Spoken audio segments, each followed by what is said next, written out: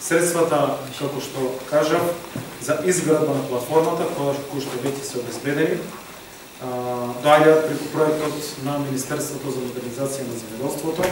Проект кој што е, би рекол, на една офанзива на самиот почеток на реализација и представува заем од Светска банка во износ од 46 милиони евра и грант од Европската унија од 4 милиони евра преку ИПА програмата на Министерството.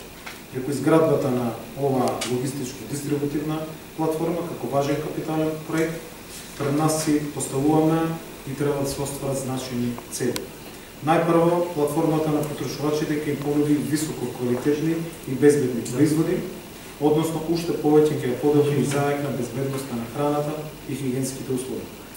Преку социјо-економскиот развој се остварува уште една цел во делот на реализацијата на логистичко-дистрибутивната платформа преку отварање на нови работни места, поголем и подобро организиран извоз на македонските земјоделски прехранени производи и поголеми стандарди за производство.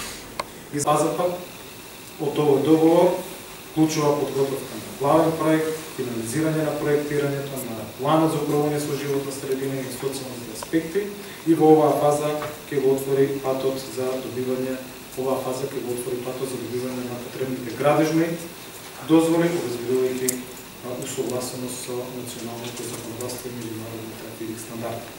Логистичко-дистрибутивната платформа не е само градежен капитален проект, тоа е символ на посветлата иднина и тоа е пресвртница во развојот на македонското земјоделство.